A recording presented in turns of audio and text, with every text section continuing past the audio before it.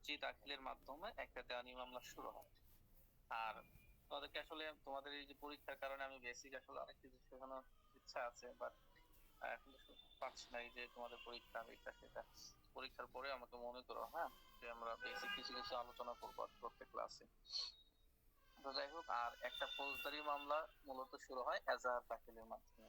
তো একটা দেওয়ানি মামলা যখন আর্জি দাখিলের মাধ্যমে যখন শুরু হলো, তখন মনে করো বাদী ছিল এক্স ওয়াই, বাদী ছিল। পরবর্তীতে মনে হলো যে না, এখানে ওয়াই কে বাদী হিসেবে যুক্ত করা যায়, ওকে করা হলো। তাহলে এক্স ওয়াই এর যে মামলাটা, হ্যাঁ, এক্স ওয়াই এর যে মামলাটা, এই মামলাটা করা হলো মনে করো যে নভেম্বর মাসের 1 তারিখ। তারা বাদী হিসেবে তারা মামলা করলো। তাহলে তাদের ক্ষেত্রে 1 তারিখে মামলাটা দায়ের হয়েছে বলে গণ্য করা হবে, তাই না? আচ্ছা, মনে করো তার 15 দিন পরে নভেম্বর মাসের 15 তারিখে, অথবা ধরে নাও ডিসেম্বর মাসের 1 তারিখে আবার নতুন একজন বাদী হিসেবে যুক্ত করা প্রয়োজনীয়তা অনুভব করলো। তখন জেড নামক একজন ব্যক্তিকে আবার ডিসেম্বর মাসের 1 তারিখে যুক্ত করা হলো। তাহলে এক্স ওয়াই এবং জেড তিনজনই মামলাটা দায়ের করছে, তিনজনই বাদী, বাট তারিখ কি এক? এক্স ওয়াই এর ক্ষেত্রে হচ্ছে নভেম্বর মাসের 1 তারিখ, এক্স ওয়াই এর ক্ষেত্রে হচ্ছে নভেম্বর মাসের 1 তারিখ, আর জেড এর ক্ষেত্রে হচ্ছে যে নভেম্বর মাসের কত তারিখ, সরি ডিসেম্বর মাসের 1 তারিখ। তাহলে দেখো তিনজনই কিন্তু মামলার বাদী, কিন্তু মামলা দায়েরের তারিখটা কি সেম হলো? হলো না। ঠিক আছে, এই ব্যাপারটা ক্লিয়ার? ভাই আমি চুল কাটাতে গেছিলাম মোবাইল রেখে, এই কারণে ইয়ে করতে পারিনি, ভুলে আচ্ছা গেছি। আচ্ছা আচ্ছা, যাক, মানে বেশি দেরি করো নাই আর কি। ভুলে গেলে, আমরা শুরু করছি বেশিক্ষণ হয়নি। তো আমরা তাহলে ধারা 22 যে ব্যাপারটা, যে নতুন করে বাদী যুক্ত হইতে পারে, নতুন করে বিবাদী যুক্ত হইতে পারে। ধরো আমি আজকে মামলা করছি, তোমরা এখন 6 জন আছো, 6 জনের বিরুদ্ধে আজকে আমি মামলা করছি, ঠিক আছে? তো 15 দিন পরে মনে হলো না, এই 6 জনের সাথে আরো একজনকে যুক্ত করা যেতে পারে, তখন আমি আরো একজনকে যুক্ত করলাম। তাহলে তোমাদের ক্ষেত্রে মামলাটা আমি আজকে করছি, তার মানে আজকে হচ্ছে নভেম্বর মাসের 20 তারিখ। হ্যাঁ, তোমাদের ক্ষেত্রে। আর শাহেদ মনে করো সে পরে জয়েন করছে, এর জন্য তার বিরুদ্ধে মামলা করছে ডিসেম্বর মাসের 1 তারিখ। তাহলে সবার ক্ষেত্রে কি মামলা দায়েরের তারিখটা কি সেম হলো? আমার ক্ষেত্রে সেম হলো না। তোমাদের তোমাদের 6 জনের ক্ষেত্রে হচ্ছে আজকে করলাম, আর শাহেদের ক্ষেত্রে মামলা করলাম ধরো ডিসেম্বর মাসের 1 তারিখে। তাহলে কিন্তু নতুন যাকে যুক্ত করব, তাহলে যেদিন যুক্ত করব সেদিন থেকে তার ক্ষেত্রে মামলাটা দায়ের করা হয়েছে বলে গণ্য করা হবে। আচ্ছা, আর এটা হচ্ছে নতুন করে যুক্ত করা। হ্যাঁ, আর আবার এরকম হতে পারে যে আমি মনে করো যে এখানে আকাশের বিরুদ্ধে মামলা করছি, পরবর্তীতে মনে হলো যে না, সে তো নির্দোষ, তখন আমি মনে করো সোনার বিরুদ্ধে, আকাশের পরিবর্তে সোনার বিরুদ্ধে মামলা করলাম। তাহলে আকাশের বিরুদ্ধে মামলা করছিলাম জুন মাসের 6 তারিখে। আর যখন আমি বুঝলাম যে না, আকাশ নির্দোষ, সেই মামলার সাথে জড়িত না, তখন এটা বুঝলাম হচ্ছে আমি ধরো আহ জুলাই মাসে, তখন আমি আবার কি করলাম, আকাশের নামটা বাদ দিয়ে স্বর্ণ নামে মামলা করলাম। মানে তার জায়গাটা সে জাস্ট সে দখল করে গেল, প্রতিস্থাপন হয়ে গেল। তাহলে যেদিন আকাশের বিরুদ্ধে মামলা করছিলাম জুন মাসে, স্বর্ণের বিরুদ্ধে আবার মামলা হলো জুলাই মাসে, তাহলে কিন্তু মামলাটা একটাই, মামলা কিন্তু দুইটা হয়নি, জাস্ট একজনের জায়গাতে আরেকজন বসে গেছে। তাহলে সেক্ষেত্রে যাকে যেদিন যুক্ত করা হবে সেদিনই তার বিরুদ্ধে মামলাটা দায়ের হয়েছে বলে গণ্য করা হবে। কিন্তু মূল মামলাটা কিন্তু জুন মাসেই হয়েছিল আকাশের ক্ষেত্রে। কিন্তু যেহেতু আকাশের পরিবর্তে স্বর্ণাকে যুক্ত করালো জুলাই মাসে, যদিও জুন মাসে মামলাটা হয়েছে, কিন্তু ধরে নেওয়া হবে যে মামলাটা জুলাই মাসে হয়েছে, যেহেতু নতুন করে আকাশের জায়গাটা স্বর্ণা দখল করছে। ঠিক আছে, এটা হচ্ছে তোমার মূলত ধারা 22-এর মূল কথা, যে বাদী বা বিবাদীকে যদি কাউকে নতুন করে যুক্ত করা, বা একজনের জায়গাতে যদি আরেকজন স্থলাভিষিক্ত হয়, তাহলে তাদের ক্ষেত্রে যেদিন মামলাটি দায়ের করা হবে, অর্থাৎ সেই তারিখে হবে তাদের মামলা দায়েরের তারিখ। তাদেরকে যেদিন যুক্ত করা হয়, তারা একজন আরেকজনের জায়গাতে যেদিন স্থলাভিষিক্ত হয়, সেদিনই হচ্ছে তাদের মামলা দায়েরের তারিখ। আর এখানে দুইটা বিষয় বলছিল যে এই 22 ধারার ব্যাপারটা দুইটি ক্ষেত্রে প্রযোজ্য হবে না। একটা হচ্ছে যে সত্য হস্তান্তরের ফলে পক্ষভুক্ত বা স্থলাভিষিক্ত যদি হয়, একটা সত্য হস্তান্তরের ফলে আমি আমার মালিকানা হস্তান্তর করলাম, তার বিনিময়ে আরেকজন সেটার স্থলাভিষিক্ত হলে, এরকম না।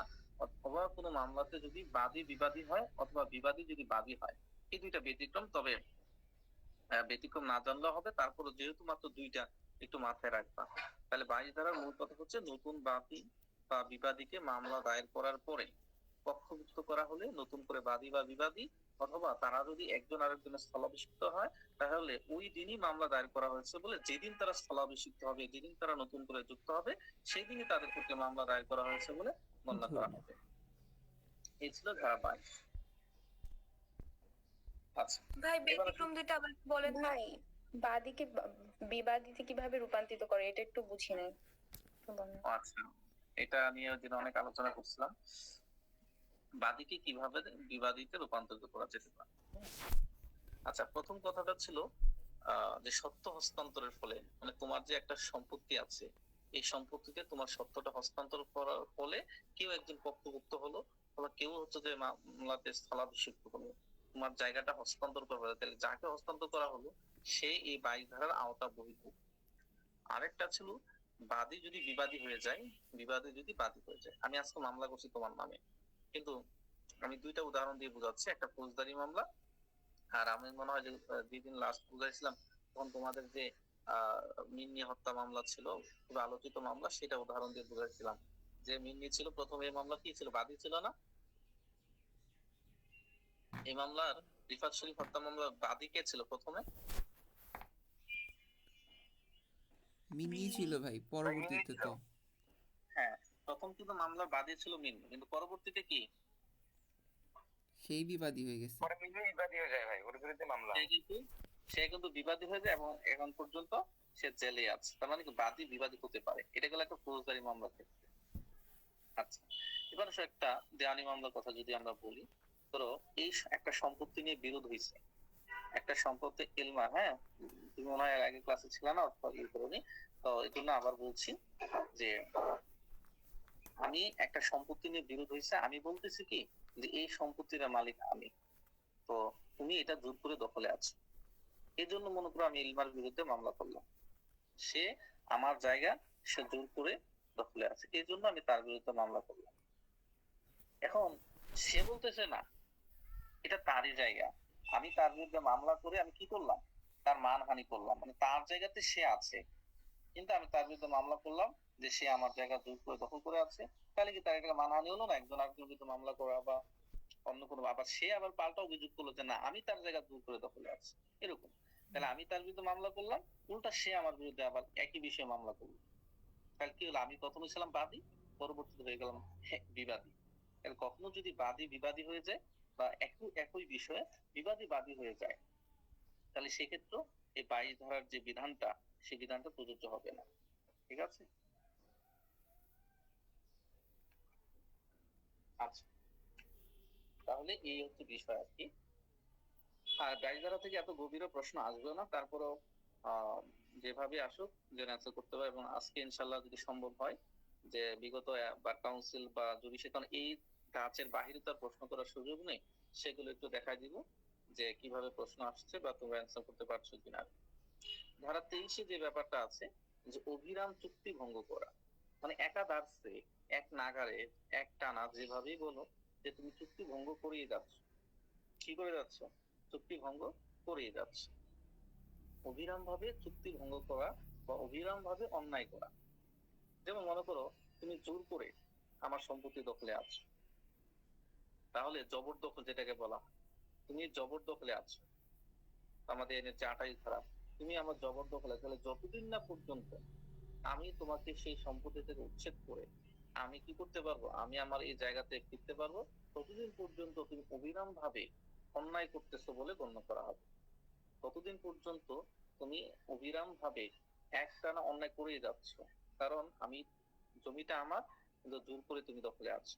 আমি মামলা করছি কিন্তু তোমাকে আমি উচ্ছেদ করতে পারছি না, যতদিন না পর্যন্ত উচ্ছেদ করতে পারবো ততদিন পর্যন্ত ধরা হবে তুমি টান অন্যায় ভাবে কি করে যাচ্ছ, অন্যায় করেই যাচ্ছ, একটানা অন্যায় করে, অবিরাম অন্যায় করে যাচ্ছ, এটা ধরা হবে। আচ্ছা, এটা হলো অন্যায় করার ব্যাপারটা। আরেকটা হচ্ছে চুক্তি ভঙ্গ করা, অবিরাম চুক্তি ভঙ্গ করা। তোমার সাথে আমার একটা চুক্তি হয়েছে, একটা চুক্তিতে কি অনেকগুলো বিষয় থাকতে পারে না? একটা চুক্তির মধ্যে অনেকগুলো বিষয় থাকতে পারে। যেমন আমি যদি তোমাকে উদাহরণ দিই, হ্যাঁ মনে করো প্রথম চুক্তি ছিল, তোমার সাথে আমার একটা চুক্তি হয়েছে, প্রথম চুক্তি ছিল যে আগামী 6 মাসের মধ্যে তুমি তোমার কাছে কিছু টাকা পাবো, সেই টাকাটা পরিশোধ করবা।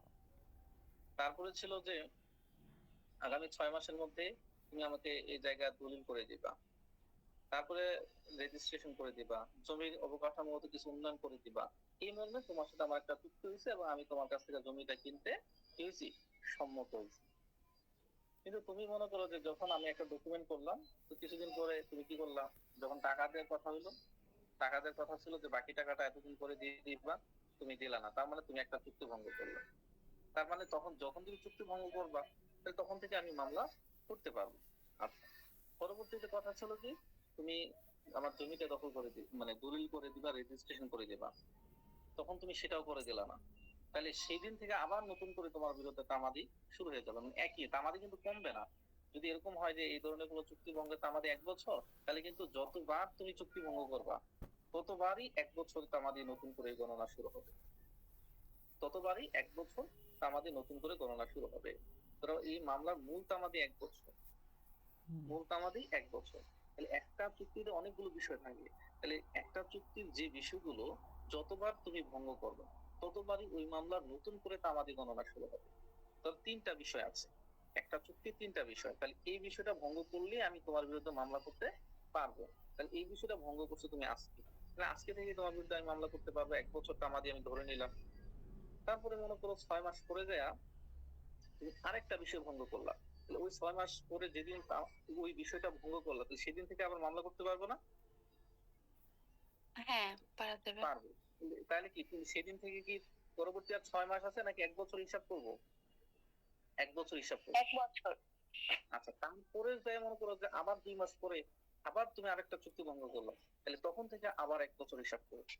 এই বিষয়টা মূলত এই ধারাতে বলার চেষ্টা করছি যে অবিরাম ভাবে কেউ যদি চুক্তি ভঙ্গ করে বা কোনো অন্যায় করে কারো ক্ষতি করে, তাহলে প্রতি মুহূর্তে নতুন করে তামাদির মেয়াদ গণনা শুরু হবে। অর্থাৎ যতবারই চুক্তি ভঙ্গ হবে, যতবারই অন্যায় করা হবে, ততবারই নতুন করে তামাদির মেয়াদ গণনা শুরু হবে। এই ব্যাপারটা সবাই ক্লিয়ার? জি ভাই। জি ভাই। কারো সমস্যা থাকলে বলো, কারণ এই ধারাগুলো অনেক বেশি বড় না, বাট কথাগুলো বুঝতে না পারলে অনেক বেশি জটিল আর কি। আচ্ছা, এবার আসো 24 ধারা, খুবই গুরুত্বপূর্ণ। এখান থেকে প্রশ্ন আসছে, কি কি প্রশ্ন আসছে আমি আজকে দেখাবো ইনশাআল্লাহ। তোমাদের পরীক্ষা কবে, নেক্সট পরীক্ষা কবে? 25 তারিখ। 25 তারিখ ভাই। 25 না 26? 25 তারিখ ভাই। 25 ভাই। 25 তারিখ নাই মা। 25 26 এই ব্যাপারে তোমরা এখন শিওর হইতে পারলা না? ভাই 25 ভাই, তারিখই। ভাই 25 তারিখই পরীক্ষা। আচ্ছা আচ্ছা, যাই 25 তারিখ পরীক্ষা হলে, আচ্ছা আজকে পরে যদি আরেকটা ক্লাস নেই তাহলে কি তোমাদের ক্ষতি হবে?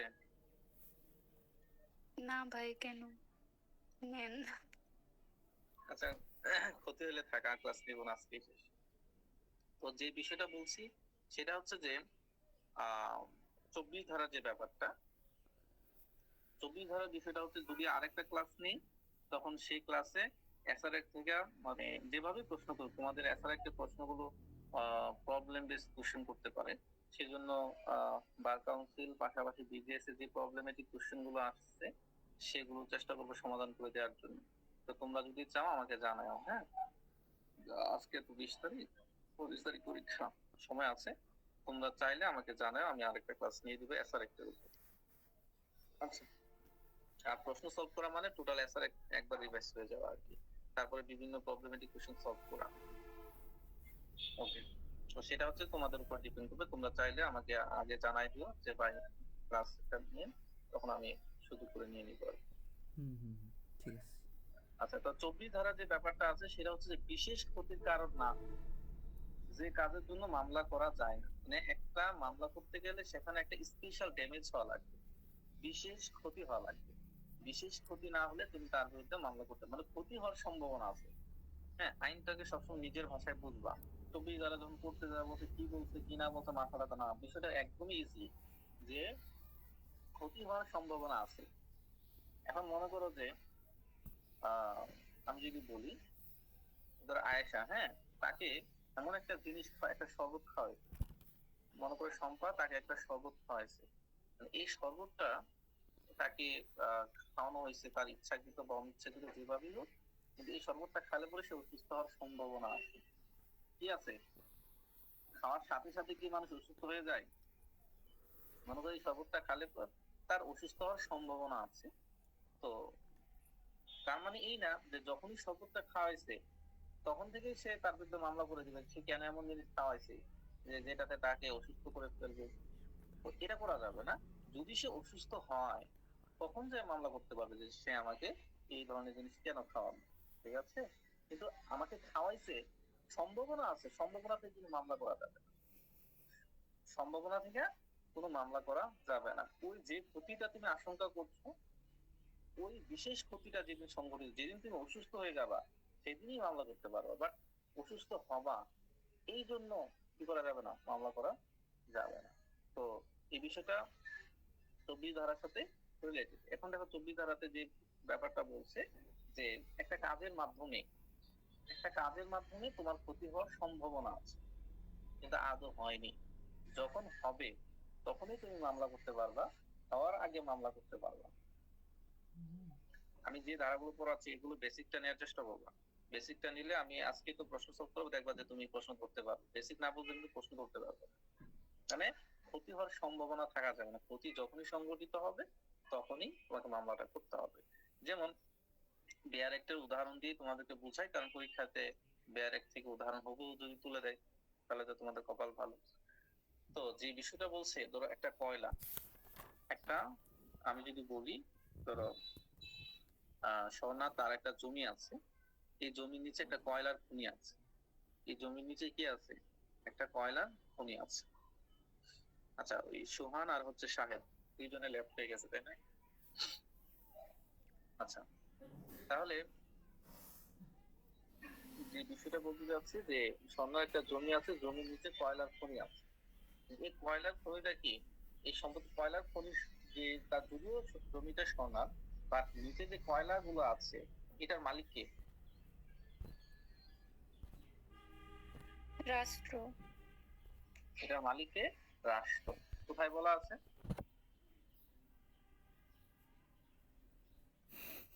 সংবিধানে। সংবিধানে। কত নম্বর অনুচ্ছেদে বলা আছে? বলো। কেউ বলতে পারবে না? আচ্ছা, বলা আছে সংবিধানের 143 নম্বর অনুচ্ছেদে। কোথায় বলা আছে? 143। 143 নম্বর অনুচ্ছেদ। সরকারের বিরুদ্ধে মামলা করা যায়, এছাড়া একটা 8 ধারাতে বলা আছে, কিন্তু সংবিধানেও বলা আছে। কত নম্বর অনুচ্ছেদে?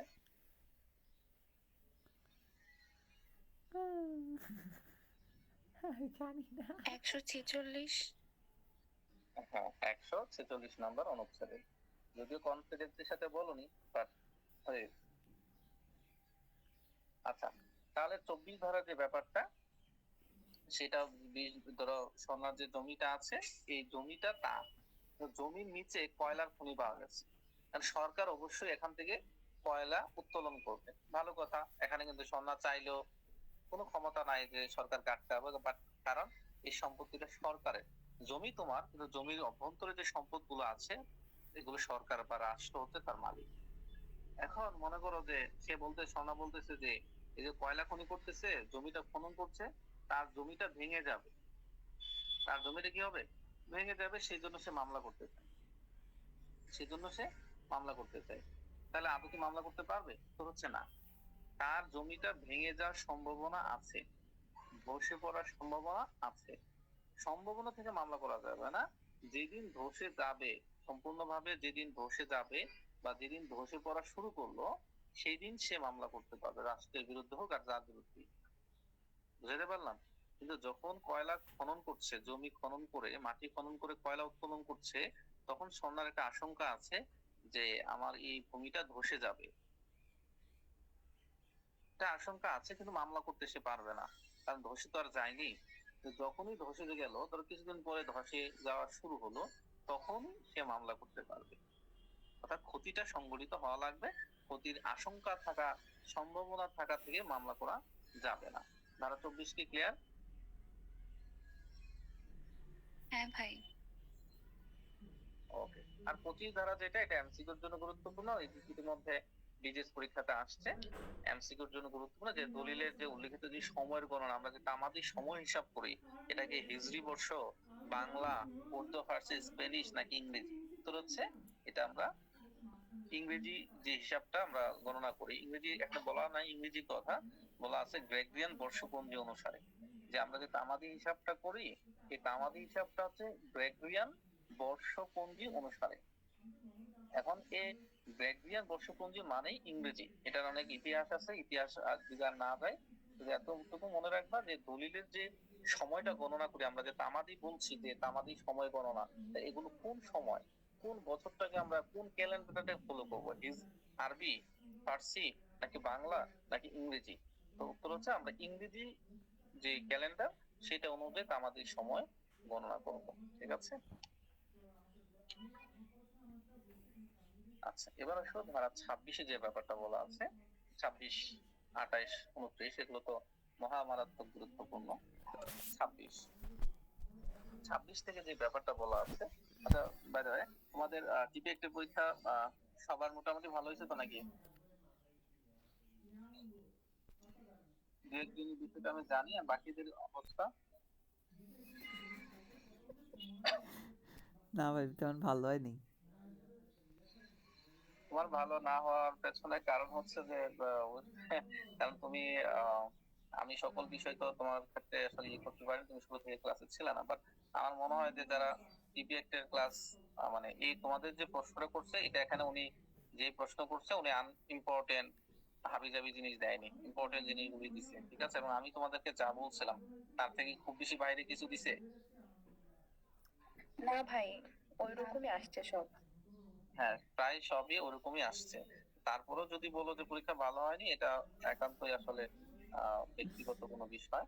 তো মানে কিন্তু ওই যে তোমাদের সংবিধানের প্রশ্ন করছে, উল্টাপাল্টা প্রশ্ন করছে, হ্যাঁ, কি এক রচনার মতো করে একটা প্রশ্ন দিচ্ছে, সেক্ষেত্রে বিভিন্ন সমস্যা ছিল। কিন্তু তোমাদের টিভি একটা প্রশ্নটা আমি দেখলাম যথেষ্ট ভালো প্রশ্ন করছে। ঠিক আছে? খুব বেশি প্যারামূলক প্রশ্ন দেয়নি, অনেক বড় প্রশ্ন দেয়নি। তো তারপরে যদি ভালো না হয়, তার মানে সেটা হচ্ছে ব্যক্তিগত বিষয়, টিচারেরও দোষ নেই। ওকে, যাই হোক, তাহলে ধারা 26-এর যে ব্যাপারটা সেটা হচ্ছে যে সুখাধিকার অর্জন, কত নাটক! Acquisition of right to easements. আমি আশঙ্কা করছিলাম যে এর থেকে বেশি কঠিন প্রশ্ন করবে। ও মা! আচ্ছা, তো সুখাধিকারের যে ব্যাপারটা, সুখাধিকার বলতে কি বোঝায়? হ্যাঁ, তার প্রথমে তোমাকে জানতে হবে যে সুখাধিকার বলতে তুমি কি বুঝছো। সুখাধিকার হলো এক প্রকার অধিকার। সুখাধিকার হলো কি এক প্রকার অধিকার। এই সুখাধিকার নিয়ে আলাদা একটা আইন আছে, সুখাধিকার আইন 1882।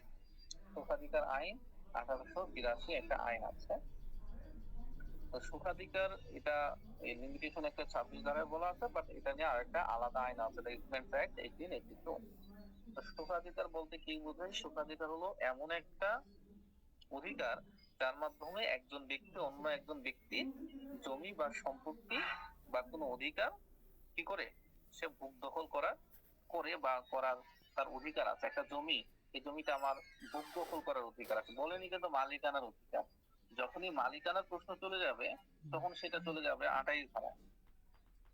একজনের জমিতে আরেকজনের মালিকানা নিয়ে যখন প্রশ্ন চলে আসবে, তখন সেটা চলে যাবে 28 ধারাতে। কে জানো, তোমরা না অন্য একটা বিষয়ে প্রশ্ন করছো, 26 এবং 28 ধারার মধ্যে কি পার্থক্য? আমি বললাম এটা তো পুরাটাই পার্থক্য। 26 ধারাতে তো মূলত একজন আরেকজনের মালিকানা নিয়ে যায়নি, একজন আরেকজনের জমি ভোগ দখলের অধিকার দাবি করে। আর 28 ধারাতে একজন আরেকজনের জমির মালিকানা দাবি করে, একজনের মালিকানা সৃষ্টি হয়, আরেকজনের মালিকানা বিলুপ্ত হয়। কিন্তু 26 ধারাতে সেটা হয় না। 26 ধারাতে হচ্ছে যে আমি জায়গাটা তোমার, জায়গাটা তোমার, তোমার জায়গা দিয়ে একটা ড্রেন আছে বা নালা আছে, সেই নালা দিয়ে আমার বাড়ির পানি নামতেছে আজকে 30 বছর 40 বছর হয়ে গেল, কোনো বাধা নাই, হঠাৎ করে তুমি বাধা দিছো, তাহলে সেক্ষেত্রে আমি সুখাধিকারের মামলা করবো যে আমি এত বছর ধরে, কমপক্ষে 20 বছর হওয়া লাগে সুখাধিকারের ক্ষেত্রে, যে আমি 20 বছর ধরে, কমপক্ষে 20 বছর, তার বেশি হলে সমস্যা নাই, যে আমি এই সুবিধাটা ভোগ করছি, তার যে নালা, জমিটা তার, নালাও তার, কিন্তু এই সুবিধাটা আমি ভোগ করছি 30 বছর 20 বছর 25 বছর ধরে। দে হ্যাঁ, কিন্তু সে কোনোদিন আমাকে বাধা দেয়নি, দে তাহলে আজকে আমাকে বাধা দিচ্ছে, কিন্তু এখানে তার নালাটা, তার ড্রেনটা ব্যবহার করা আমার একটা অধিকার, সেই অধিকারের জন্য মামলা করা যাবে। হুম আমি জায়গাটা তার, তার বাড়ির উপর দিয়ে রাস্তা, হ্যাঁ ওকে ফাইন, কিন্তু আমি 30 বছর ধরে, 40 বছর ধরে, 20 বছর ধরে তার বাড়ির উপর দিয়ে আমি চলাচল করছি, আমরা চলাচল করছি, কেউ কোনো ধরনের বাধা কোনোদিন দেয়নি, এরকম কোনো প্রমাণও নেই। তো হঠাৎ করে তার সাথে আমার একটা বনিবনা হয়নি, সে আমাকে ওই বাড়িতে বেড়া দিয়ে দিছে। গ্রাম অঞ্চলে মানুষ এরকম করে, কিন্তু বেড়া দিয়ে দিছে যে তুমি আর এদিকে চলাফেরা করতে পারবা না। তখন তুমি মামলা করবা যে না, তার ওই জায়গাটা তার, কিন্তু সেইটা ভোগ করা, সেটা ব্যবহার করার অধিকার আমার আছে, এই মর্মে সে মামলা করে ফেলবে। তাহলে সেক্ষেত্রে কিন্তু সে যদি প্রমাণ করতে পারে যে শান্তিপূর্ণ ভাবে, শর্তগুলো মনে রাখবা, এক টানা 20 বছর, কমপক্ষে 20 বছর শান্তিপূর্ণ ভাবে নিরবিচ্ছিন্ন উপায়ে যদি কোনো জমি ব্যবহার করা হয়, কোনো অধিকার যদি তুমি ভোগ করে আসো, সেটা তুমি কি করতে পারবা, আদায় করতে পারবা আদালতে মামলার মাধ্যমে, সুখাধিকার মামলার মাধ্যমে। এটা হচ্ছে সুখাধিকারের বিষয়। আর যে জমিটা, এটা যদি কোনো সরকারি সম্পত্তি হয়, যে জমিটা, এটা যদি কোনো সরকারি সম্পত্তি হয়, তাহলে তোমাকে একটানা 60 60 বছর বছর সেটাকে ব্যবহার করতে হবে, তারপরে যে তুমি সুখাধিকারের দাবি করতে পারবে। সরকারি সম্পত্তি হলে 7 বছর, আর ব্যক্তিগত সম্পত্তি হলে কয় 20 বছর? বছর 20 বছর। ব্যক্তিগত সম্পত্তি হলে কয় বছর? 20 বছর। আর এই সুখাধিকারের মামলার যে তামাদি, এটা হচ্ছে 2 বছর। যেদিন তোমার 20 বছর শেষ হবে, সেদিন থেকে পরবর্তী 2 বছরের মধ্যে তুমি কি করতে পারবা, মামলা করতে পারবে। যদি একদিনও কম হয়, আলাদা 20 সাথে কি বছরের লাগছে চাইতে একদিনও কম হয়, তাহলে তুমি সুখাধিকারের মামলা করতে পারবে না।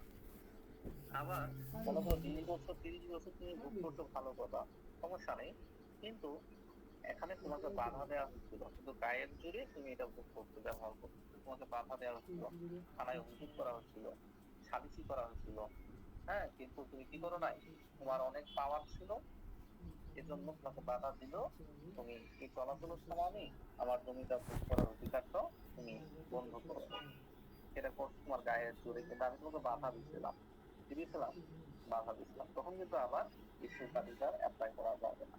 সুখাধিকার অ্যাপ্লাই করতে গেলে শান্তিপূর্ণ ভাবে, নিরবিচ্ছিন্ন ভাবে, কোনো ধরনের বাধা ছাড়া তোমাকে 20 বছর ভোক্তব্য করতে হবে কমপক্ষে। 20 বছর পরে থেকে 2 বছর, 20 বছর পর থেকে পরবর্তী 2 বছরের মধ্যে তোমাকে মামলাটা করতে হবে। এখন এই 20 বছরের ব্যাপারটা কিন্তু সবসময় এরকম না যে তামাদি হচ্ছে যে সুখাধিকার মামলার তামাদি 2 বছর, তাহলে যদি 20 বছর পরে তোমাকে বাধা দেয়, তাহলে পরবর্তী 2 বছরের মধ্যে তুমি মামলা করতে পারবে। এখন যদি মনে করো 30 বছর ভোগ করছো, 30 বছর পরে যে কেউ বাধা দিছে, তাহলে কি তুমি সুখাধিকার অ্যাপ্লাই করতে পারবে না? জি ভাই। পারবা, কারণ বলছে কমপক্ষে 20 বছর, উপরে যায়। তাহলে যদি 30 বছর হয়, তাহলে 30 বছর যদি হয়, তাহলে পরবর্তী 2 বছর মানে 32 বছর পর্যন্ত তুমি মামলা করতে পারো। যদি 40 বছর হয়, তাহলে 40 বছরের পর থেকে পরবর্তী 2 বছরের মধ্যে তুমি সুখাধিকার, যদি তোমাকে বাধা দেয়, তাহলে তুমি মামলা করতে পারবা। এসবটা ক্লিয়ার? জি ভাই জি ভাই। এখান থেকে যেহেতু তোমরা রিটেন পরীক্ষা দিবা, এই ক্ষেত্রে আমি প্রিলি প্রশ্নের সমাধান করে লাভ নেই, সবগুলোই তোমরা পারবা। এখানে 60 বছর, 20 বছর, আর হচ্ছে যে 2 বছর তামাদি শর্তগুলো, এগুলো তো তোমরা পারবা, তো ওইগুলোতে আমি আর যাচ্ছি না। ওই 26 ধারার বিষয়টা এরকম ছিল। এবার আসো ধারা 27 যে ব্যাপারটা বলছে, হ্যাঁ, ধারা 27 যে ব্যাপারটা বলছে যে পার্শ্ববর্তী এলাকার, পার্শ্ববর্তী এলাকার ভাবি উত্তরাধিকারী, হ্যাঁ, ভাবি মানে হবু, আমরা বলি না যে হবু বউ, ঠিক আছে না, তাহলে হবু বউ মানে ভাবি বউ আর কি, হ্যাঁ, ওই ভাবি আর সে ভাবি না। তো এই ভাবি শব্দের অর্থ হচ্ছে হবু, নতুন, এরকম কিছু বোঝায়। তো ধারা 27 যে ব্যাপারটা বলা আছে যে পার্শ্ববর্তী এলাকার ভাবি উত্তরাধিকারীর পক্ষে সময়ের অব্যাহতি, এই ধারাটা একটু জটিল আছে, না বুঝতে আর কি, একটু মনোযোগ দাও। তবে এই ধারা থেকে প্রশ্ন আসার সম্ভাবনা খুবই কম, তারপরও যেহেতু আইনটাই তো ছোট, তাই না, আর বার কাউন্সিলে তো এখান থেকে প্রচুর পরিমাণে প্রশ্ন আসে। ভাই ছোট হলেও যে ঝামেলা। হ্যাঁ হ্যাঁ, এজন্যই তো তোমাদেরকে আমি প্রত্যেকটা ধারা পড়াচ্ছি, না হলে তো এত ধারা পড়াইতাম না। কথা বুঝছো, যেমন এই 27 ধারা থেকে প্রশ্ন আসার সম্ভাবনা খুবই কম, তারপরে তোমাদেরকে পড়াচ্ছি কেন, যে কোনো একটা ধারা কনসেপ্ট যেন তোমার বাকি না থাকে। যেমন এসআর ছোট, কিন্তু কত পরিমাণে ঝামেলা সেটা তো ভালো টের পাচ্ছ নাকি? হুম তো জি ভাই। হ্যাঁ, তো প্রচন্ড এই জন্য- ঝামেলা। হ্যাঁ, এই জন্য একটার এক পাশাপাশি লিমিটেশন এক ছোট, কিন্তু তারপরও আমি তোমাদেরকে যতটা সম্ভব বেশি করানোর চেষ্টা করছি, কারণ প্রত্যেকটা ধারাতে যেন তোমার একটা কনসেপ্ট থাকে। হ্যাঁ, তোমার 27 ধারার ব্যাপারটা খেয়াল করো। এখানে যে মূল বিষয়টা বলা হয়েছে, আমি একটু রিডিং করি। রিডিং করলে আশা করি মাশাআল্লাহ কিছুই বুঝবা না, তারপরে একটু পড়ছি আর কি। বলছে, যে ক্ষেত্রে কোনো জমি বা কোনো পানির সুখাধিকার, কোনো জমি, কোনো পানির সুখাধিকার, কোনো জীবন সত্য মানে লাইফ ইন্টারেস্ট, কোনো জীবন সত্য বা 3 বছরের অধিক কালের মঞ্জুরকৃত সত্য বলে প্রাপ্ত হয়েছে বা ভোগ করা গেছে, সেক্ষেত্রে উক্ত সত্য বাতিল হওয়ার পরবর্তী 3 বছরের মধ্যে যদি সত্য লাভের অধিকারী ব্যক্তি অনুরূপ জমি বা পানি সম্পর্কে উক্ত দাবির বিরোধিতা করে, তবে 20 বছর গণনা করার সময় উপরোক্ত জীবন সত্য বা মঞ্জুরি বহাল থাকাকালে সুখাধিকার যতদিন ভোগ করা গেছে 20 বছর হতে সেই সময়গুলো বাদ দিতে হয়। আচ্ছা, এখন জানি না কত কিছু কি বুঝছো, কিছু কি বুঝলা? ভাই বুঝছিলাম, শেষ দিয়ে কি বললো তারপরে সব ভুলে গেছে।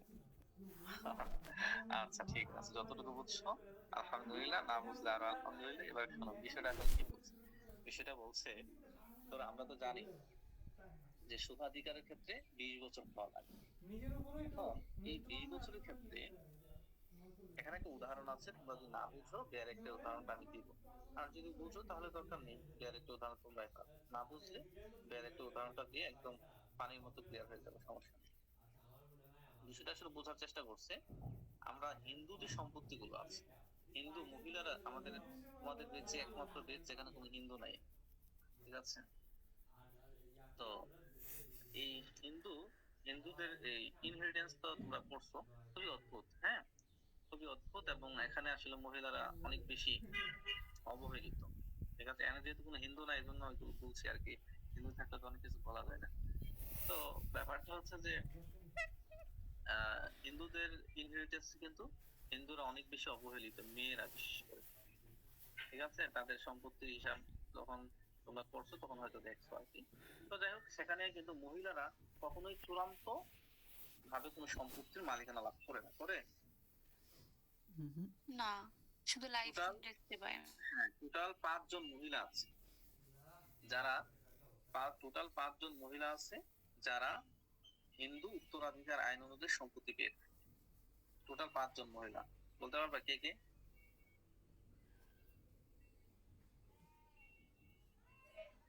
কেন তোমাদের বলতে পারবা পড়াইছে? না? আমি তো পড়াইনি। ভাই, মা, তারপরে ভাই, ছেলের বউ, তার ছেলের বউ, আর এগুলো তো আছে, ওকে ফাইন, হ্যাঁ। মা, ছেলের বউ এগুলো একই শ্রেণীতে পড়ে, একটার মধ্যে আছে। হ্যাঁ, তারপরে বলো। তারপরে কন্যা, কন্যা, ওকে হয়েছে, তারপর? আর হচ্ছে বোন নাকি? না, বোন কখনোই সম্পত্তি পায় না, বোন। জানো? বোনের পুত্র সম্পত্তি পায়, কিন্তু ইনহেরিটেন্স অনুযায়ী বোনের পুত্র সম্পত্তি পায়, কিন্তু বোন কিন্তু সম্পত্তি পায় না। আচ্ছা, যাই হোক, আমি বলছি, আমি ভাবলাম যে তোমাদের মনে আছে কিনা একটু স্মরণ করাচ্ছি, এত কিছু ভুলে গেলে তো হবে না। আচ্ছা, প্রথমত দেখো, বিধবা, তারপরে মা, তারপরে হচ্ছে যে কন্যা, 3 জন, আরেকটা হচ্ছে পিতামহী, আরেকটা হচ্ছে প্রপিতামহী। এই 5 জন হিন্দু উত্তরাধিকার আইন অনুযায়ী সম্পত্তি পেয়ে থাকে। তবে এই 5 জনের মধ্যে তারা চূড়ান্ত ভাবে পায় না, লাইফ ইন্টারেস্ট হিসেবে পায়, ওকে? আর হিন্দু স্বপিন্ড কয়জন, এটা তো মনে থাকার কথা। হিন্দু আইনে স্বপিন্ড কয়জন? 20 জন তো পড়াইছিলেন মনে হয়। আচ্ছা, তোমাদের তো যা অবস্থা, এত বলে গেলে হবে। 53 জন, কতজন? জি ভাই, 53 জন, আর 20 জন মুখস্থ করাইছিলেন। 20 জন মুখস্থ করেছিল।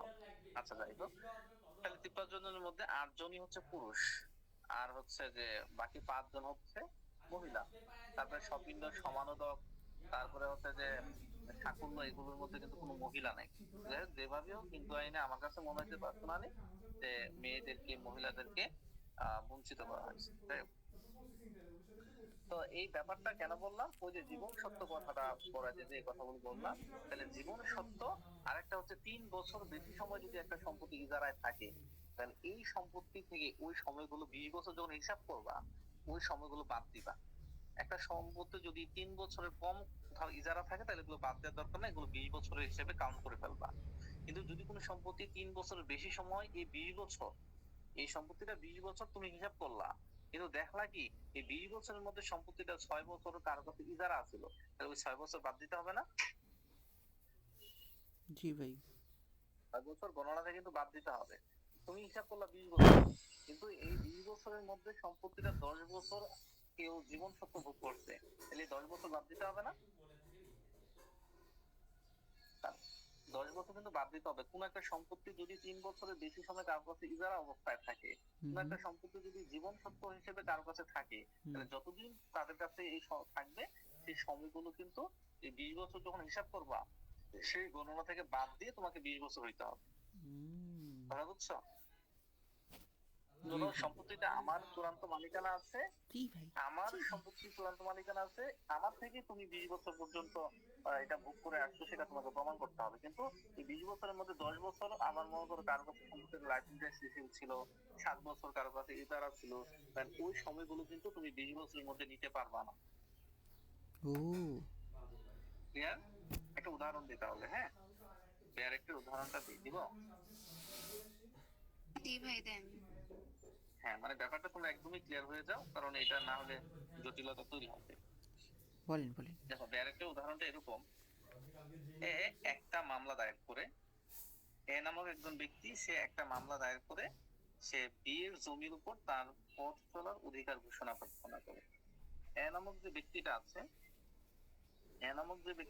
সে একটা মামলা দায়ের করে যে সে বিয়ের জমির উপর তার পথ চলার অধিকার ঘোষণা, সে বলছে যে এই বিয়ের জমিটার মধ্যে আমার চলাচলের অধিকার আছে, এই মর্মে ঘোষণা আসছে, সে মামলা করে। তখন এই মামলাটা করতে হচ্ছে কে, আর তার বিরুদ্ধে করছে বিয়ের বিরুদ্ধে। কেন করছে? যে বিয়ের জমিটা তার ব্যবহার করার অধিকার আছে এমন। তখন এনামো ব্যক্তি প্রমাণ করেছে সে 25 বছর যাবত এই অধিকার ভোগ করছে। তাহলে যদি সে 25 বছর ধরে একটা জায়গা ব্যবহার করে, তাহলে স্বাভাবিকভাবে সুখাধিকার সে পাবে, তাই তো? জি ভাই, 20 বছরের বেশি। হ্যাঁ, আচ্ছা, এতটুকু পর্যন্ত গেল। তারপর বলছে বি দেখায় যে, তখন বি নামক ব্যক্তি সেও তো যুক্তি দেখাইলো, সে দেখাইলো যে ওই 25 বছরের মধ্যে 10 বছর উক্ত জমির উপর সি নামের এক হিন্দু বিধবার জীবন সত্য বিদ্যমান ছিল। বুঝতে পারছো? সে কিন্তু মামলা বলে দিচ্ছে 25 বছর, যে আমার 25 বছর হয়েছে, তাহলে আমি তো সুখাধিকার পাবোই। সে মামলা করে দিচ্ছে। তখন আবার বি নামক ব্যক্তি যে দেখালো যে হ্যাঁ, এই যে 25 বছর হিসাব করছো, এই 25 বছরের মধ্যে 10 বছর এই জমিটা তো সেই নামক একজন হিন্দু বিধবার কাছে লাইসেন্স হিসেবে ছিল, এবং সি এর মৃত্যুর পর বি ওই জমিতে সত্যবান লাভ করে থাকে, এবং সি এর মৃত্যুর পর 2 বছরের মধ্যে বি এর দাবিটা বিরোধিতা করছে। তাহলে এই ক্ষেত্রে মামলা কি টিকবে না খারিজ হয়ে যাবে? খারিজ হয়ে যাবে। ওটা বুঝি নাই, ওই যে সি এর মৃত্যুর পর বি বিরোধিতা করে। মানে সি এর মৃত্যুর পর 2 বছরের মধ্যে বি, মানে বি নামক যে ব্যক্তি, জমিটা তো বি এর, তাহলে বি বিরোধিতা করবে না? এ দাবি করছে যে এখানে আমার অধিকার আছে, চলাচলের অধিকার আছে। বি মানে এ নামক ব্যক্তি দাবি করছে যে অধিকার আছে, তখন বি নামক ব্যক্তি বলছে না। বি নামক ব্যক্তি এর দাবির বিরোধিতা করেই তো বলছে যে না, এটা কি করা হলো, এই জমিটা 10 বছর ধরে। হ্যাঁ, এখানে এ তো প্রমাণ করেছে যে সে 25 বছর ধরে এই অধিকার ভোগ করেছে। প্রমাণ করছে কিভাবে? না, সে প্রমাণ করে সে 25 বছর এই জমিটা ভোগ করছে, এটা তো সত্য। কথা বোঝা নাই? কিন্তু ভাই 10 বছর তো আবার ওই যে জীবন সত্যটা ওটা বাদ দিলে তো 15 বছর থাকে। হ্যাঁ, কথা তো ওই জায়গাতেই। ওই যে সোহান যেটা বুঝতে পারোনি, সে 25 বছর ভোগ করছে, তাতে কোনো সন্দেহ নাই। কিন্তু 25 বছর যে ভোগ করছে, এই 25 বছরের মধ্যে 10 বছর এই জমিটার মালিকানা আরেক জনের ছিল। মালিকানা বলতে কি, ওই সি নামক হিন্দু বিধবা আছে না, তার অধীনে ছিল জমিটা। কিন্তু তুমি তো আমার বিরুদ্ধে দাবি করছো যে আপনার জমি। মানে সে যে মামলা করেছে, কার বিরুদ্ধে মামলা করছে? মামলা করছে বিয়ের বিরুদ্ধে। বি বি বিয়ের বিরুদ্ধে। হ্যাঁ, মামলা করছে বিয়ের বিরুদ্ধে, কারণ জমিটা বিয়ে, জমিটার মালিক হচ্ছে বি। তো সে কিন্তু জানে না, এনামুল ব্যক্তি জানে না যে এই জমিটাতে 10 বছর আরেকজনের কাছে কি ছিল, শোকাধিকার হিসেবে ছিল, সেই নামক বিধবার কাছে। এটা সে জানে না, জানে না বলেই তো সে মামলা করছে যে আমি 25 বছর এই জমি ভোগ দখল করছি, এই জমি মালিক আমি। তখন যে জি নামক ব্যক্তি এর যে দাবিটা যে 25 বছর সে ভোগ করছে, হুম এটা সে বিরোধিতা করছে, কথা বুঝছো? এবং সে বলছে যে 25 বছর তুমি ভোগ করছো, এটা ঠিক আছে, তার কাছে 10 বছর এই জমিটা তো সি নামক কিন্তু বিধবার কাছে ছিল। বা এখানে কি আপনার এ যে এ হচ্ছে ভিন্ন লোক, হ্যাঁ আর বি আর সি হচ্ছে সম্ভবত একজন আরেকজনের উত্তরাধিকারী, মানে না না না হয়তো মানে বি যে বি হচ্ছে স্বামী, আর না না না ও কি মরে গেছে, মরে গেছে আর সে যে কেউ হতে পারে, মানে বিধবা তার কাছ থেকে পাইছে, সত্য লাভ করছে, তাই তো? হ্যাঁ হ্যাঁ স্বামী বললে তো ওই লোক মরে যাওয়ার কথা। হ্যাঁ, বিবাদী হোক, মানে বি আর সি এর মধ্যে মনে করো একটা সম্পর্ক আছে, যার মাধ্যমে উত্তরাধিকারী হয়েছে, না না না আর এ হচ্ছে ভিন্ন লোক, একেবারে ভিন্ন লোক, ওর পরিবারের কেউ না। না না পরিবারের কেউ না। এখন এত ভোগ করতে 25 বছর, এটা তো সত্য কথা, 25 বছর ভোগ করতে এটা সত্য কথা, কিন্তু সমস্যাটা হচ্ছে কি, এ যে মামলাটা করলো এই মামলাটা টিকবে না, খারিজ হয়ে যাবে। খারিজ কেন হয়ে যাবে। খারিজ হয়ে যাবে? এই 25 বছর আর দাবিটা পরিপূর্ণ সঠিক না। 20 বছর হয়নি। হ্যাঁ, এখন তুমি তো বললো যে ভাই সে 25 বছর ভোগ করলো, হ্যাঁ 25 বছর করছে, কিন্তু 25 বছর তো বিয়ের দখলে ছিল না জমিটা। হুম 25 বছর 10 বছর ছিল অন্য কারো অধীনে। বছরই ছিল অন্য কারো অধীনে, তাহলে তুমি 10 বছর 20 বছর যখন হিসাব করবা, ওই 10 বছর গণনা থেকে বাদ দিবা, তাহলে 25 বছর থেকে যদি তুমি 10 বছর বাদ দিয়ে দাও, তোমার সময় থাকে 15 বছর, তাহলে 20 বছর হইলে তুমি শোকাধিকারে মামলা করতে পারো, কিন্তু তোমার কাছে সময় হয়েছে 15 বছর, তাহলে মামলা খারিজ। ক্লিয়ার সবাই? জি ভাই জি জি ভাই। হ্যাঁ, কারণ তোমাকে যদি 20 বছর না হয় তাহলে তো সেখান থেকে মামলা তুমি করতেই পারো না, তাহলে তুমি মামলা খারিজ হয়ে যাবে। কারণ এই জমিটা তুমি যার বিরুদ্ধে মামলা করলা, বিয়ের কাছে যদি 25 বছর থাকতো, বিয়ের মালিকানাই যদি 25 বছর থাকতো, তখন তোমার মামলা ঠিক ছিল। কিন্তু এই 25 বছর তুমি কিন্তু এই জন্য শোকাধিকারে মামলা করার আগে তাহলে কি করতে হবে বলো তো?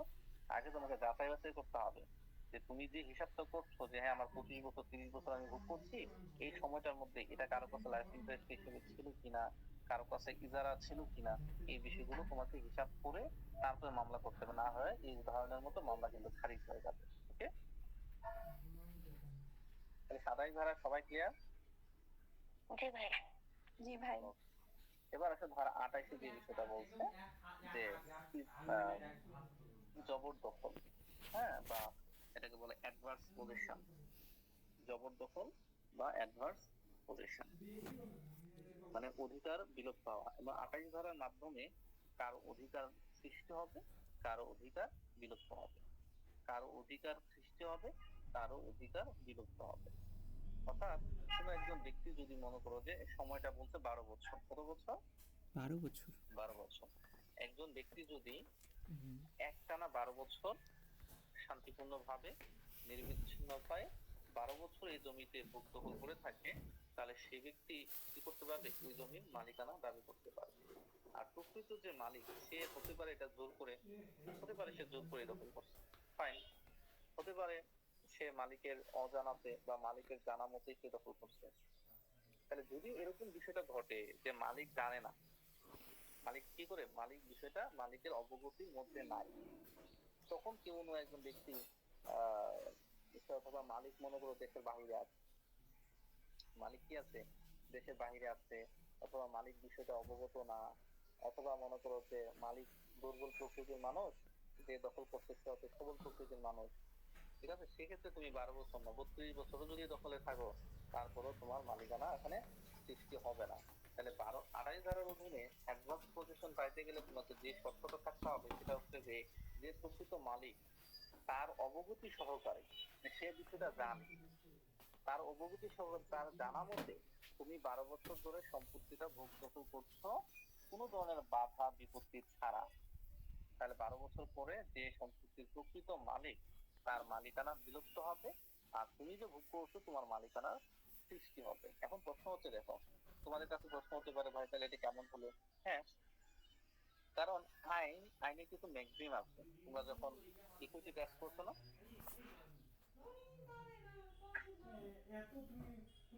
বলছি জি ইকুইটি ভাই। ট্রাস্ট, এইভাবে পড়েছি। ইকুইটি ট্রাস্টের মধ্যে কিছু ম্যাগজিন ছিল, জানি না পড়ছো কিনা, যে যে তার অধিকার সম্পর্কে সচেতন না আইন তাকে প্রতিকার দেয় না।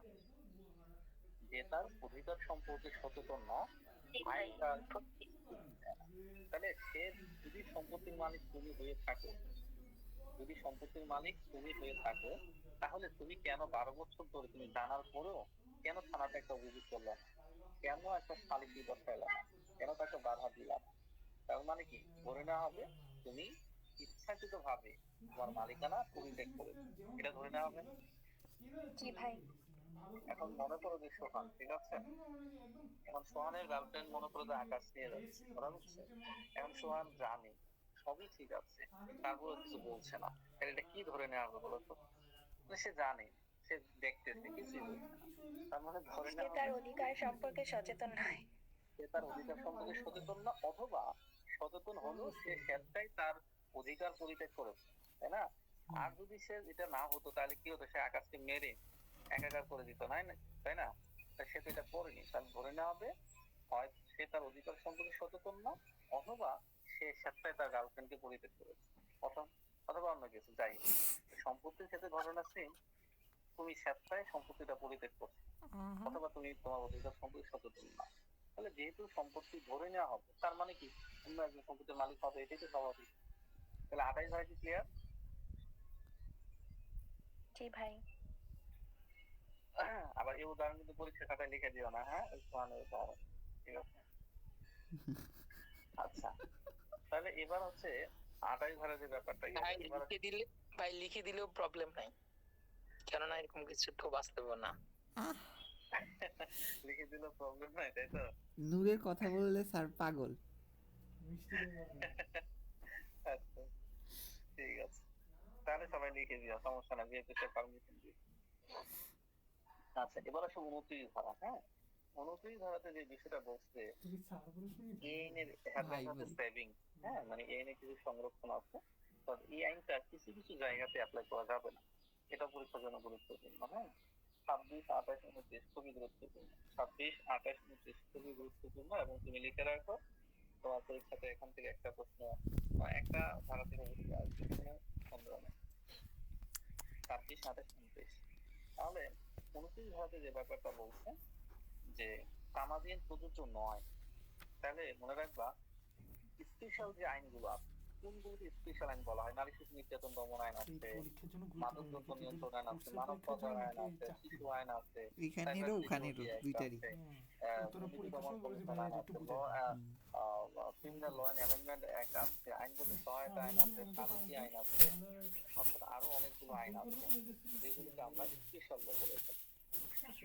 তো স্পেশাল ল এর ক্ষেত্রে তামাদি আইন প্রযোজ্য হবে না। কি হবে না? তামাদি আইন প্রযোজ্য হবে না।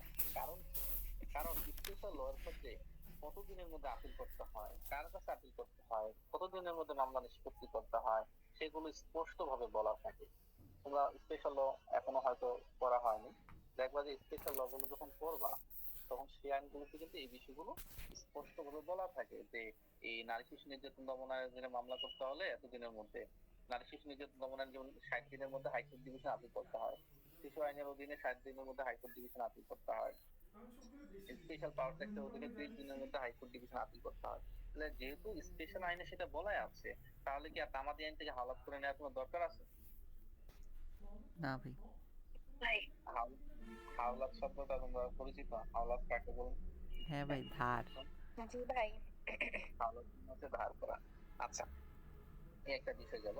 আরেকটা বিষয় হচ্ছে যে এই যে চুক্তি আইন 1872, যেহেতু চুক্তি আইন তোমরা পড়ছো, চুক্তি আইন 1872 25 ধারা, চুক্তি আইন 1872 25 ধারার ক্ষেত্রেও এই তামাদি আইন প্রযোজ্য হবে না।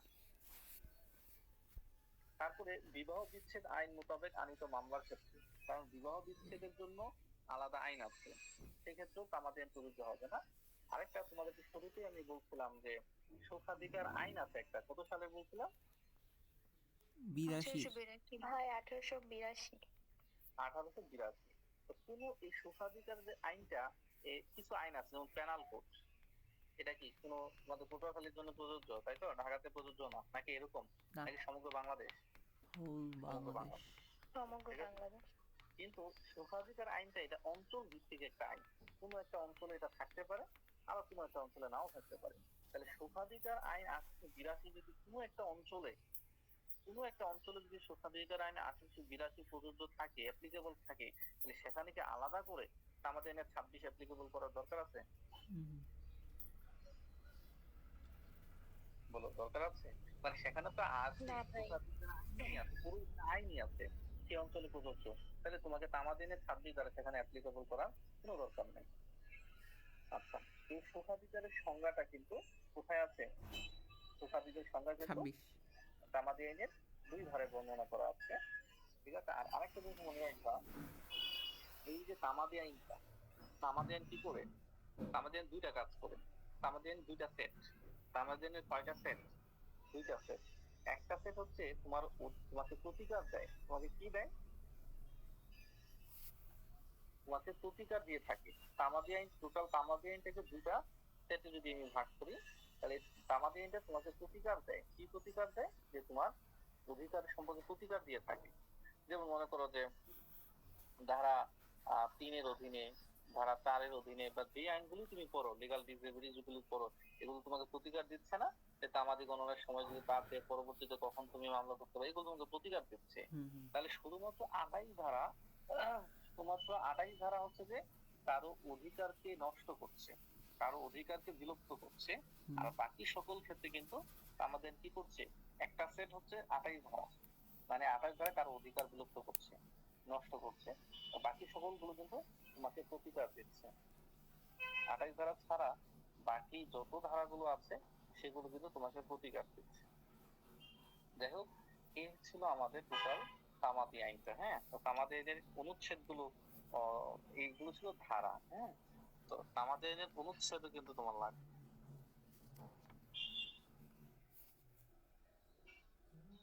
তামাদি আইনের অনুচ্ছেদও কিন্তু তোমার লাগবে। ঠিক আছে, তো অনুচ্ছেদ গুলো কি বলে দিব? জি ভাই। আচ্ছা, তাহলে একটু কষ্ট করে অনুচ্ছেদ গুলো লিখে নাও যে কোন কোন অনুচ্ছেদ তুমি পড়বা।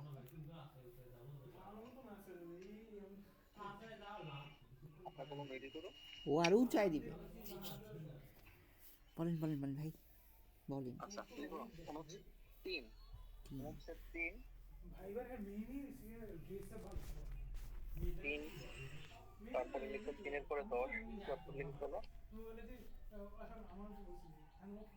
3, 10। ভাই এটা তো আমাদের আইনি, তাই না? হ্যাঁ, আমাদের অনুচ্ছেদ গুলো আর কি। মানে এগুলো হচ্ছে যে আলাদা ক্লাস নেওয়ার কোনো দরকার নেই, এগুলো জাস্ট তোমরা দেখে এগুলো মুখস্থ করে ফেলবা যে 3-এ কি আছে, এটা তামাদি করতে, জাস্ট এতটুকু। যেমন 3 ধারা, ওই যে আমরা এসআর একটু 9 ধারা বলছিলাম না যে মামলা তামাদি কত? 6 মাস। 6 মাস। একইভাবে 3 ধারাতে বলা আছে যে স্থাবর সম্পত্তি দখল যে মামলা, এটা 6 মাসের মধ্যে করতে হবে। এটা জাস্ট মুখস্থ। তাহলে 3, 10, 12। 3, 10, 12। তারপরে চলে যাবা 3, 10, 12 করে সরাসরি চলে যাবা, টোটাল 183টা অনুচ্ছেদ আছে। হ্যাঁ, শুরুতেই বলছিলাম নিশ্চয়ই। তারপর দিকে চলে যাবে 91। ভাই 91, কত? 91। 3, 91 ভাই। হ্যাঁ 91। 3, 10, 12, 91। 91, 93, 92 করে 95,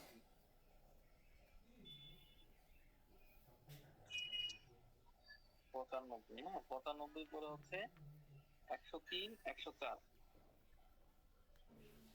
103, 104। তারপরে হচ্ছে 103, 104, 113, 114, 113, 114। তারপর হচ্ছে 116, 116, 120। 120 খুবই গুরুত্বপূর্ণ। হ্যাঁ, 120। ভাই এই একটু কষ্ট করে আবার বলেন তো। 3, 10 তারপরে 3, 10, 12, 91, 92, 95, 103, 104, 113, 114, 116, 120,